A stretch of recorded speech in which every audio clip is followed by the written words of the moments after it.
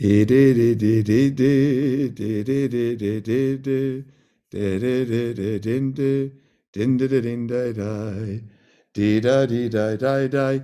learning the laws of Pas Yisrael.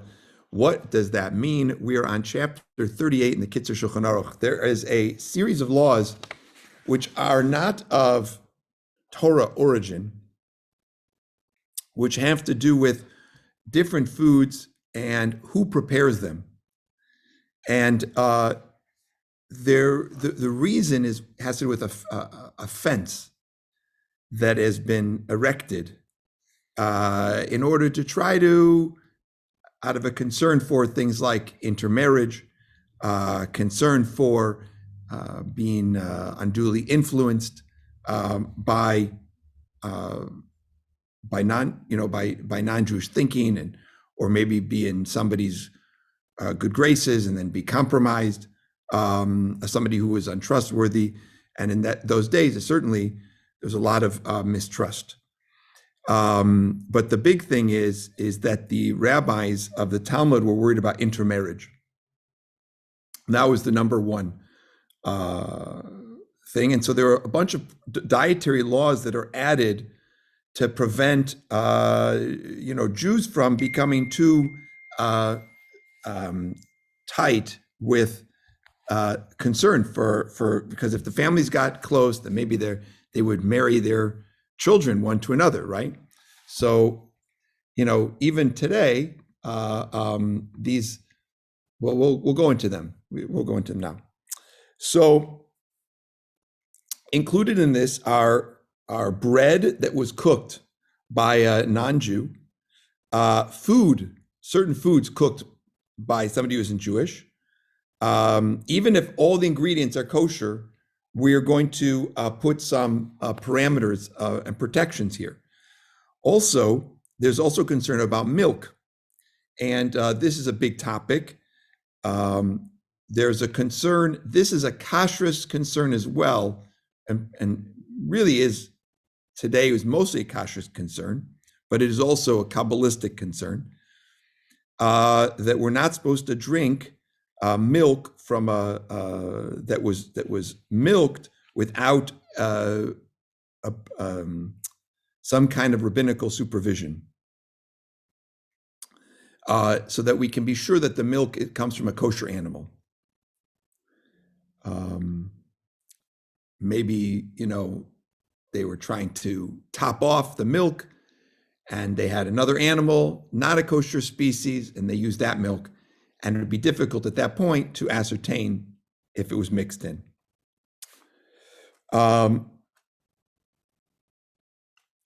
So we have to, again, a few more backgrounds to this. It's a little bit of a difficult simmon here.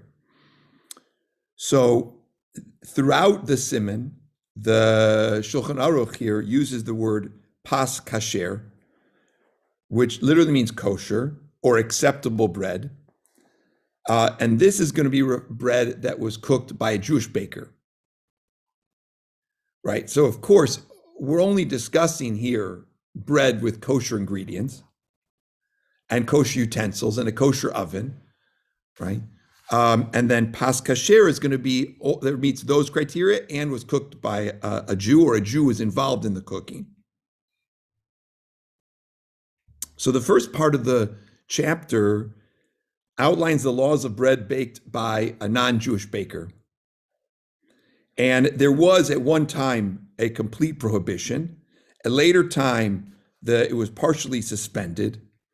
And generally, later courts do not abolish a decree enacted by an earlier court.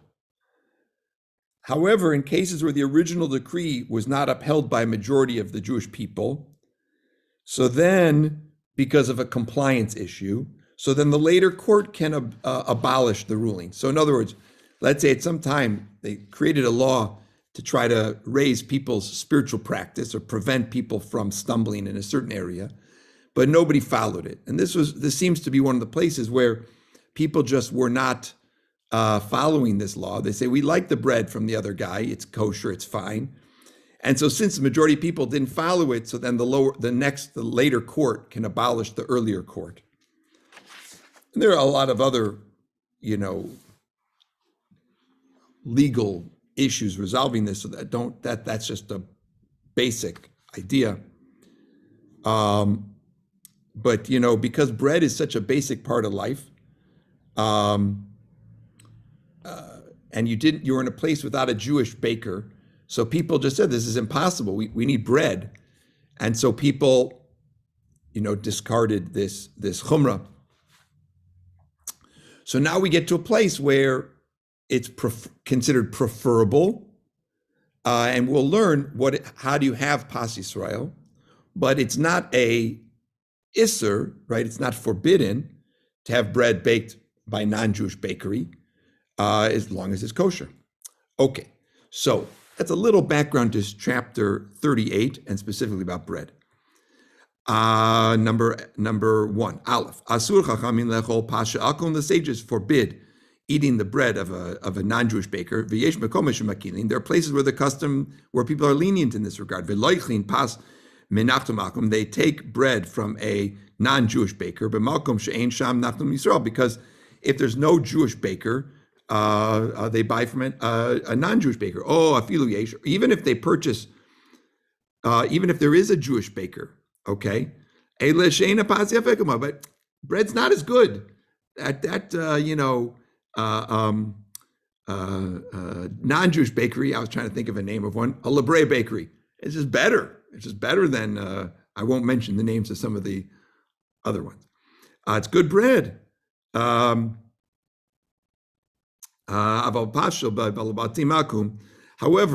what about homemade bread? Right, this is all discussing bread made in a bakery. What about homemade bread? Ein makilim, they're not lenient, ach b'shas achak, except in a very pressing situation. Umishu b'derech, and somebody who's on a journey, okay, even though, they would think that they should be lenient, im yachol lashkir pas kasher, if they can get on their journey bread baked by a Jewish bakery, tzarich lahamtim ra'ad parsa, they should delay their meal or travel further in order to get the right kind of bread. And we got a bunch of little, addendums and notes here. We haven't even gotten through Aleph yet. So we've come up now with three kinds of bread. Right? We have pas palter. This is bread which is cooked by a baker. You have pas palter Yisrael, where a Jewish baker. And then you have pas balabais, which is homemade bread, and in this case, homemade bread of a non-Jew. Okay, and again, this whole thing was a concern over intermarriage, that socializing over the meals, right, would get people married. And there are some authorities today who say that the prohibition against bread baked by a non-Jew only applies to the homemade bread, because that is the kind of bread that people would get together at a meal for. It has a more social element, the home-baked bread. And bread baked for a commercial purpose doesn't have that concern. Later in chapter 72, the Kitzur discusses Shabbos meals and doesn't think we should rely on this leniency even for a Shabbos meal, bread. Rather, try to get bread baked by a Jewish bakery for Shabbos. And one of the reasons why there's such emphasis on baking challah at home in honor of Shabbos is also connected to this idea. And then there's a separate law which we've learned when it comes to the 10 days between Rosh and Yom Kippur. People are asked to be a little bit more stringent in their observance. So even though there's nothing wrong with having kosher bread, which is baked by a non-Jewish bakery, i.e., you go into Trader Joe's, you see on their many of their breads, Star K or an OU, it's kosher. but it's not necessarily Pas Yisrael. But during the 10 days for Rosh Hashanah Yom Kippur, we have a tradition to be more stringent on this area. And then, this issue of what if you can't get, bread baked by a Jewish baker, right? So it's of course you can have the non-Jewish bread. And this idea of traveling an extra journey. So we're going to say like this, that, a person who wants to be stringent on themselves and say, I'm going to keep this chumrah. And by the way, wouldn't just apply at this point to bread. It also applied to other kinds of baked things. So we would say this is a praiseworthy insofar as they're doing it for their spiritual practice. But for those who are not going to be doing this, so they don't have to go out of their way to get the bread baked by a Jewish baker, right? That issue of traveling or waiting to get the right kind of bread is for a person who is being stringent in that matter.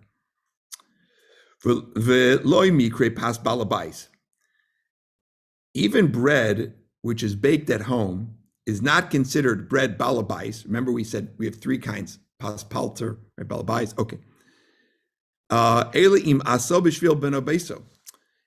It's only if it was made for the people who are at the home. But let's say somebody's got a little cottage industry, right? And they're baking breads at home, but they're very good bread. Okay. Mikre nachtum, that's a baker, right? So you don't have to have a bakery to be a baker. It's a matter of paspalt, if the bread is baked for, I'll have to edit that out. If the bread is baked thank you, for sales, you're okay. I mean, it's considered, if it's baked at home, but for sales, it's not considered homemade bread. Yesh mishaymir, there are those who say, to makom shein nachtom matzui, let's say you've got a place where there's no baker found, mutar, you can even have homemade bread. You don't have to wait for bread, acceptable bread purchased elsewhere. This is the acceptable practice. So we start off the simmon with a very strict guidelines. But we see that it's really about maintaining a certain spiritual practice in your approach to bread and ensuring that bread doesn't become something which you share and a means for assimilation.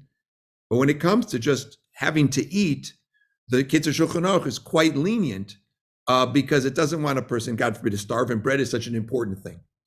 So it starts off very strict, outlining a series of ideals and the highest, the most pious approach, but it also is very realistic and outlines what to do in other situations. Number 2, base. Im Yisrael hishlich afilu rak eitz bechad. So now, how do you make the bread, quote unquote, Jewish bread or pas Yisrael? Does the Jewish person really have to be involved in the mixing, the kneading, the putting in the oven, take it out of the oven? In other words, do we have to be involved in all parts, or is it okay not? Oh, thank you very much. Somebody sent blessings in the live stream on YouTube. Thank you so much. That's great. I love hearing from people. Thank you, Luke. Blessings to you, brother. So so it's so interesting, right? You don't have to have, in other words, you can fulfill this, and I was involved in this. I remember when we lived in Poland, when they had ovens that were burned with coal, and all you need to do is to throw, as he says, you just threw one piece of wood into the fire to help heat the fire, mutar bapas, and the bread becomes permitted, becomes pas Yisrael, akum. It's not considered pas akum. So a Jewish person just needs to have some action. So today, most often, it's just turning on the oven. That's going to be the number one thing. So let's say you go to the bagel factory here around the corner, which is now Pas Yisrael.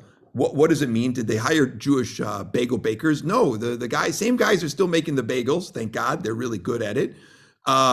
But there's a switch, and the mashgiach turns on the switch, and then all the bread is, or if they adjusted the heat and so forth, then all the bread is Pas Yisrael bread.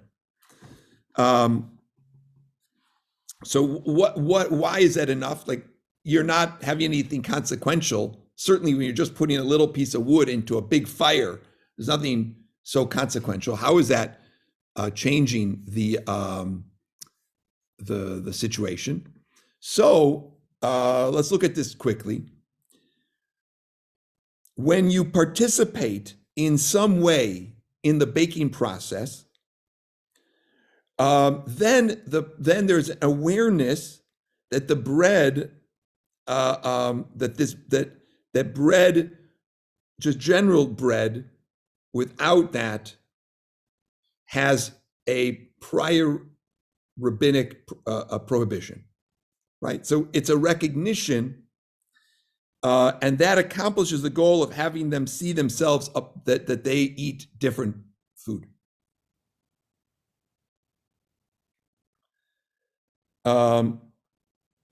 Now,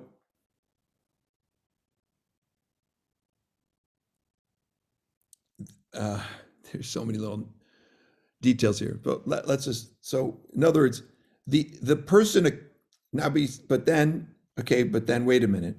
Then the question is, wait a minute. Rabbi Yonah, you just said that the mashgiach goes in and turns on the switch. How does anybody know? I mean, it only really applies to the person who flipped on the switch, doesn't it? He's the only one who's makir, who's recognizing the situation of that it's a non-Jewish bakery that we're making Pas Yisrael bread in. So maybe that wouldn't. So how would that work? How is that effective? So I'm sure there are lots of explanations. I just want to give one idea.